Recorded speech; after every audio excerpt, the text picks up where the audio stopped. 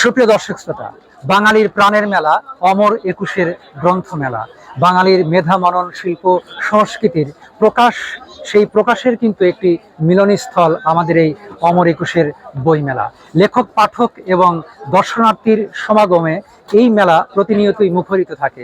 আমরা মেলার একদম প্রান্তিকের দিকে এসে পড়েছি। আজ মেলার ২৭তম দিন, আগামীকাল হয়তো মেলা শেষ হয়ে যাবে। তো এই শেষ মুহূর্তে এসে একজন গুণী লেখিকার সঙ্গে আপনাদের পরিচয় করিয়ে দেব, যিনি একাধারে বিশ্ববিদ্যালয়ের অধ্যাপক, ছাত্র জীবনে তিনি একজন মেধাবী শিক্ষার্থী ছিলেন, বিশ্ববিদ্যালয়ে অধ্যাপনা করছেন এবং তিনি তার গ্রন্থ প্রকাশিত হয়েছে। সেই গ্রন্থটি নিয়ে আমরা আজকে কথা বলবো এবং লেখিকার সঙ্গে আপনাদের পরিচয় করিয়ে দেব। গ্রন্থটির নাম আমার হাতে দেখতে পাচ্ছেন, রাঙাবালি, ফারজানা নাজ স্বর্ণপ্রভা এই গ্রন্থটির রচনা করেছেন। এই গ্রন্থটির সম্বন্ধে আমরা জানবো। দর্শক শ্রোতা আমাদের সঙ্গেই থাকবেন এবং আমাদেরকে সহযোগিতা করবেন আমাদের সঙ্গে থেকে। ফারজানা প্রভা, আপনি কেমন আছেন? ভালো আছি, আলহামদুলিল্লাহ। আপনাকে অনেক ধন্যবাদ জয়গুরু বাংলাকে সময় দেওয়ার জন্য। আপনাকে পেয়ে আমরা আনন্দিত। আপনি একজন গুণী শিক্ষার্থী ছিলেন এবং অধ্যাপক, এবং অধ্যাপনার পাশাপাশি আপনি জ্ঞানের দ্যুতি ছড়িয়ে দেওয়ার জন্য এই যে গ্রন্থ রচনায় আপনি ব্রতী হয়েছেন, সেই আপনার এই উদ্যোগকে আমরা সাধুবাদ জানাই এবং সম্মান জানাই। আপনি এই বই সম্বন্ধে দর্শকদের যদি একটু বলেন যে এই বইটা আসলে কি বই, বা এই বইয়ের বিষয়বস্তুটা কি, এবং পাঠকেরা এই বইটা পড়লে এখান থেকে কি পেতে পারে। আচ্ছা, রাঙাবালি আমার প্রথম গ্রন্থ। রাঙাবালি একটি মৌলিক মঞ্চ নাটকের বই। এই রাঙাবালি নামটি আমার নাটকের প্রধান নারী চরিত্রের নাম। নাটকটি মূলত রাঙাবালির জীবনের একটি অংশকে প্রকাশ করে, যে অংশে আমরা দেখতে পাই রাঙাবালি এবং চন্দ্র। চন্দ্র আমার নাটকের প্রধান পুরুষ চরিত্রের নাম। রাঙাবালি এবং চন্দ্রের প্রেম বিরহ তো আছেই, সাথে আমরা এখানে মিথ, আমাদের যে প্রাচ্য এবং পাশ্চাত্যের মৎস্যকন্যার যে মিথটা আছে, এই মিথের একটা ছায়া আমরা এখানে দেখতে পাবো। মিথটা আসলে আমাকে অনুপ্রাণিত করেছে, কিন্তু বর্তমান প্রেক্ষাপটে, বর্তমান সময়ের বাস্তবতায় রাঙাবালি নামের এক স্বপ্নমুখী নারীর হঠাৎ একটা রূপান্তর ঘটে। সেই রূপান্তরে সে মিথের মৎস্যকন্যার মতনই একটা রূপান্তর তার ঘটে।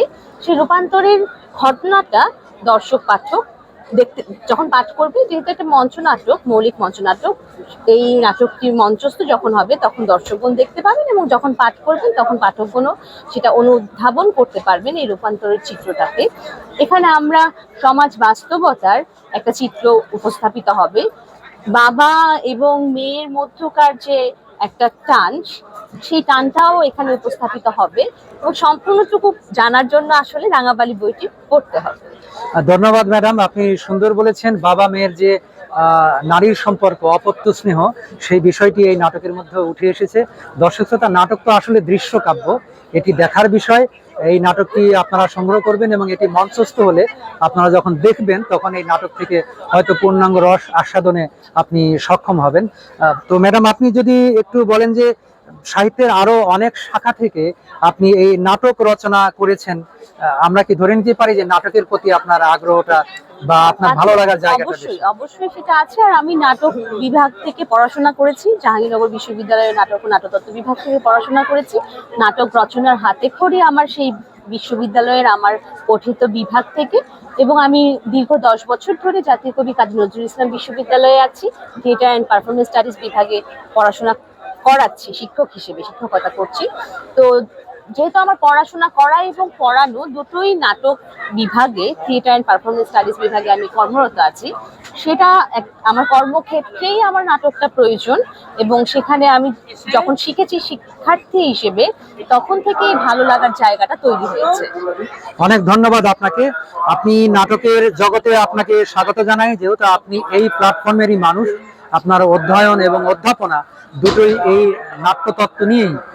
আমরা আগামীতে আপনার কাছ থেকে আর নাটক প্রত্যাশা করতে পারি কিনা, বা কি কি আপনার লেখা চলছে এরকম, বা প্রকাশিত এরকম কোনো বিষয় থাকলে আমাদের আগামী খবর দিয়ে রাখতে পারেন। আগামী যদি বেঁচে থাকি, সৃষ্টিকর্তা সহায় হন, নিশ্চয়ই আগামী বইমেলায় আরো একটি মৌলিক মঞ্চ নাটক নিয়ে হাজির হব, সেই প্রত্যাশা রাখি। কাজ চলছে, লেখা চলছে। দর্শক শ্রোতা, আমরা সে পর্যন্ত অপেক্ষা করব। আপনি যদি শেষে একটু ছোট্ট করে বলেন যে এই পরিবর্তিত বাংলাদেশ, আমাদের 47-এর পর থেকে 71-এর মহান মুক্তিযুদ্ধ, 69-এর গণ অভ্যুত্থান, তারপরে মুক্তিযুদ্ধ 71, তারপরে 90-এর স্বৈরাচারী বিরোধী আন্দোলন, এরপরে সম্প্রতি আরেকটি আন্দোলন হয়ে গেল বাংলাদেশে।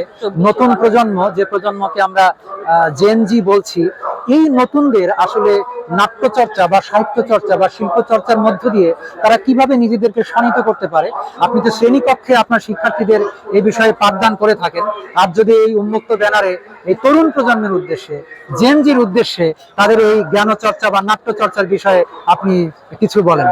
তরুণ প্রজন্মকে প্রথমেই আমি সাধুবাদ জানাই, তারা নতুন করে দেশটাকে গড়বার প্রত্যয়ে মাঠে নেমেছে এবং আছে। নিশ্চয়ই আমরা সবাই মিলে দেশটাকে নতুন করে সুন্দর সোনার বাংলাদেশ করে গড়ে তুলতে পারবো এই প্রত্যাশা রাখি।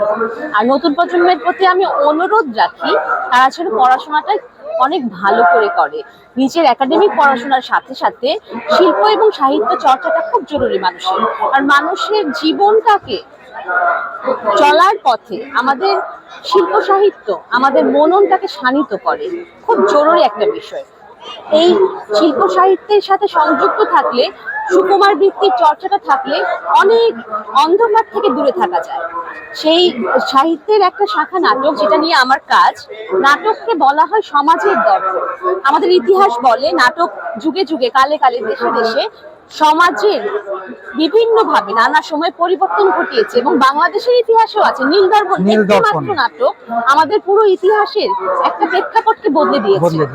তো আমাদের ইবসেনের আমরা দেখতে পাই একটা ডলস হাউস নামের একটা নাটক, সেখানে সেই সময়ে সেই দেশের সেই বাস্তবতায় একটি নাটক পুরো বিশ্বকে নাড়িয়ে দিয়েছিল।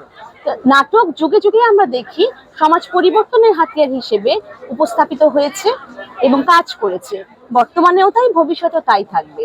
তো নাটকের সাথে যারা যুক্ত, যারা নাটককে ভালোবেসে নাটকটা মঞ্চস্থ করেন, কিংবা নাট্যকর্মী হিসেবে কাজ করেন, কিংবা নাটক রচনা করেন, এবং যারা নাটক কাজ করেন, তারা ওই সমাজ পরিবর্তনের হাতিয়ারের সাথেই যুক্ত থাকেন। শুধু নাটক না, সাহিত্যের প্রত্যেকটি শাখাই আসলে আমাদের মননকে শানিত করবার জন্য বিশেষ ভূমিকা রাখে। এই জন্য সাহিত্য চর্চা, শিল্প চর্চা করবার আহ্বান জানাচ্ছি আমাদের এই নতুন প্রজন্ম, তরুণ প্রজন্ম, যেটাকে আমরা জেনজি বলছি, তাদেরকে, যে নিজের পড়াশোনা যেটা আছে সেটার সাথে সাথে শিল্প সাহিত্যের সাথে তারা সংযুক্ত থাকলে তাদের মেধার বিকাশটা আরো বেশি গভীরভাবে হবে, তারা আরো অনেক কিছু জানতে বুঝতে পারবে, আরো অনেক অসাধ্য সাধন করতে পারবে।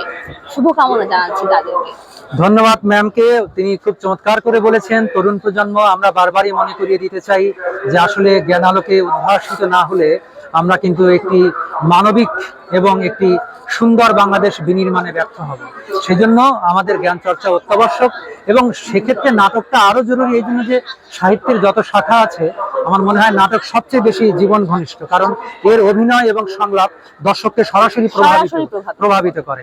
সেই জায়গা থেকে আমরা সবাই নাট্য চর্চায় উৎসাহিত হব, এবং এই নাটকের বইগুলো আমরা সংগ্রহ করব, এবং আমরা নিজেদেরকে সেখান থেকে উদ্ভাসিত করার চেষ্টা করব। ধন্যবাদ ম্যামকে, ধন্যবাদ সবাইকে, ধন্যবাদ জয়গুরু বাংলার পক্ষ থেকে। শুভ বিদায়। ধন্যবাদ, আপনাকে ধন্যবাদ।